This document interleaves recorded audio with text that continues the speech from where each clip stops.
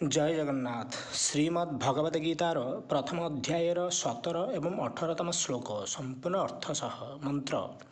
କାଶ୍ୟଶ୍ଚ ପରମେଶ୍ୱାସଃ ଶିଖଣ୍ଡୀ ଚ ମହାରଥଃ ଧୃଷ୍ଟଦ୍ୟୁମ୍ନ ବିରାଟଶ୍ଚ ସାତ୍ୟକିଶ୍ଚାପରାଜିତଃ ଦ୍ରୁପଦೋ ଦ୍ରୌପଦେୟାଶ୍ଚ ସର୍ବଶଃ ପୃଥିବୀପତେ ସୌଭଦ୍ରଶ୍ଚ ମହାବାहुଃ ଶଙ୍ଖଂ দদ্মুঃ পৃথক পৃথক। অর্থাৎ শ্রেষ্ঠ ধনুর্ধারী কাশীরাজ, মহারথী শিখণ্ডী, ধৃষ্টদ্যুম্ন রাজা বিরাট, ଅଜେୟ ସାତ୍ୟକୀ ରାଜା ଦ୍ରୁପଦ, ଦ୍ରୌପଦୀଙ୍କ ପାଞ୍ଚ ପୁତ୍ର, ସୁଭଦ୍ରା ପୁତ୍ର ମହାବାହୁ ଅଭିମନ୍ୟୁ। ହେ ରାଜନ୍, ଏ ସମସ୍ତେ ସକଳ ଦିଗରୁ ପୃଥକ୍ ପୃଥକ୍ ଶଙ୍ଖ ବଜାଇଲେ। ପ୍ରଶ୍ନ: କାଶୀରାଜ, ଧୃଷ୍ଟଦ୍ୟୁମ୍ନ, ବିରାଟ ରାଜା, ସାତ୍ୟକୀ, ଦ୍ରୁପଦ ତଥା ଦ୍ରୌପଦୀଙ୍କ ପଞ୍ଚପୁତ୍ର ଏବଂ ଅଭିମନ୍ୟୁଙ୍କ ପରିଚୟ ତ ପ୍ରଥମେ ପ୍ରସଙ୍ଗକ୍ରମେ ଆସିଯାଇଛି। ଶିଖଣ୍ଡୀ କିଏ ଏବଂ ତାଙ୍କର ଜନ୍ମ କିପରି ହୋଇଥିଲା? ଉତ୍ତର: ଶିଖଣ୍ଡୀ ଓ ଧୃଷ୍ଟଦ୍ୟୁମ୍ନ ଉଭୟେ ରାଜା ଦ୍ରୁପଦଙ୍କର ପୁତ୍ର। ଶିଖଣ୍ଡୀ ବଡ଼ ଓ ଧୃଷ୍ଟଦ୍ୟୁମ୍ନ ସାନ ଥିଲେ। ପ୍ରଥମେ ଯେତେବେଳେ ରାଜା ଦ୍ରୁପଦଙ୍କର କୌଣସି ସନ୍ତାନ ନଥିଲା, ସେତେବେଳେ ସେ ସନ୍ତାନ ପାଇଁ ଆଶୁତୋଷ ଭଗବାନ ଶଙ୍କରଙ୍କୁ ଉପାସନା କରିଥିଲେ। ଭଗବାନ ଶଙ୍କର ପ୍ରସନ୍ନ ହେବା ପରେ ରାଜା ତାଙ୍କୁ ସନ୍ତାନ ପ୍ରାର୍ଥନା କଲେ। ତେଣୁ ଶଙ୍କର କହିଲେ, ତୁମକୁ ଗୋଟିଏ କନ୍ୟା ପ୍ରାପ୍ତ ହେବ। ରାଜା ଦ୍ରୁପଦ କହିଲେ, ଭଗବାନ, ମୋର କନ୍ୟା ଲୋଡ଼ା ନାହିଁ, ମୋର ଗୋଟିଏ ପୁତ୍ର ଆବଶ୍ୟକ। ଏହା ଶୁଣି ଭଗବାନ ଶଙ୍କର କହିଲେ, ଏହି କନ୍ୟା ଭବିଷ୍ୟତରେ ପୁତ୍ରରେ ପରିଣତ ହୋଇଯିବ। ଏହି ବରଦାନର ଫଳସ୍ୱରୂପ ଦ୍ରୁପଦଙ୍କର ଗୋଟିଏ କନ୍ୟା ଜାତ ହେଲା। ରାଜାଙ୍କର ଭଗବାନ ଶିବଙ୍କ କଥା ଉପରେ ପୂର୍ଣ୍ଣ ବିଶ୍ୱାସ ଥିଲା।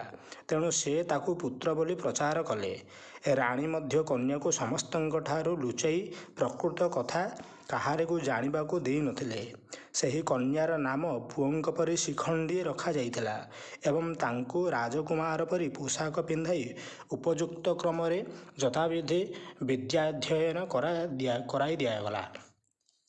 ସମୟକ୍ରମେ ଦଶାର୍ଣ୍ଣ ଦେଶର ରାଜା ହିରଣ୍ୟବର୍ମାଙ୍କ କନ୍ୟା ସହିତ ତାଙ୍କର ବିବାହ ହୋଇଥିଲା। ହିରଣ୍ୟବର୍ମାଙ୍କ କନ୍ୟା ଯେତେବେଳେ ଶ୍ୱଶୁରାଳୟକୁ ଆସିଲା, ସେତେବେଳେ ସେ ଜାଣିପାରିଲା ଯେ ଶିଖଣ୍ଡୀ ପୁରୁଷ ନୁହନ୍ତି, ସ୍ତ୍ରୀ। ତେଣୁ ସେ ଅତ୍ୟନ୍ତ ଦୁଃଖିତ ହେଲା ଏବଂ ସମସ୍ତ କଥା ଦାସୀ ଦ୍ୱାରା ନିଜର ପିତା ହିରଣ୍ୟବର୍ମାଙ୍କୁ କହି ପଠାଇଲା।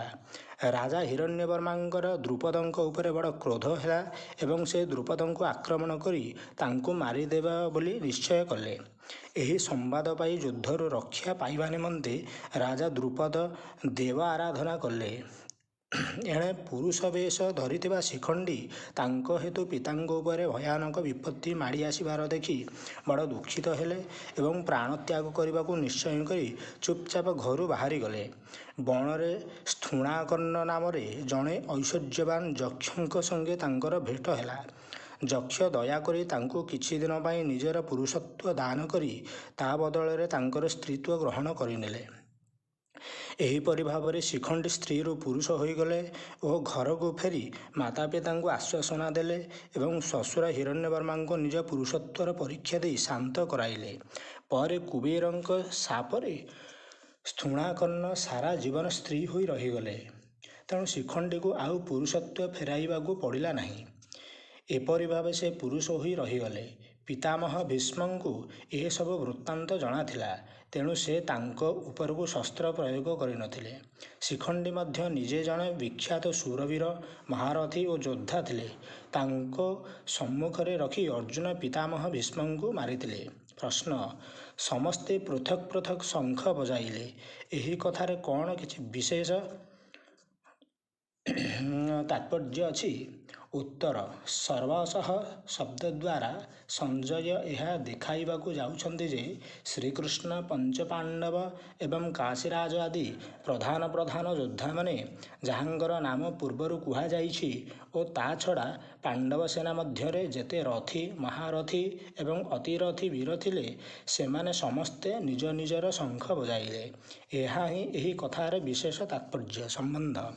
ଭଗବାନ ଶ୍ରୀକୃଷ୍ଣ ଏବଂ ଅର୍ଜୁନଙ୍କ ପରେ ପାଣ୍ଡବ ସେନାର ଅନ୍ୟାନ୍ୟ ଶୂରବୀରଙ୍କ ଦ୍ୱାରା ସବୁ ଦିଗରୁ ଶଙ୍ଖ ବଜାଇଥିବା କଥା କହି ବର୍ତ୍ତମାନ ସେହି ଶଙ୍ଖଧ୍ୱନିର କି ପରିଣାମ ହେଲା, ତାହା ଆଗାମୀ ଶ୍ଲୋକମାନଙ୍କରେ ଜାଣିବା। ଜୟ ଜଗନ୍ନାଥ।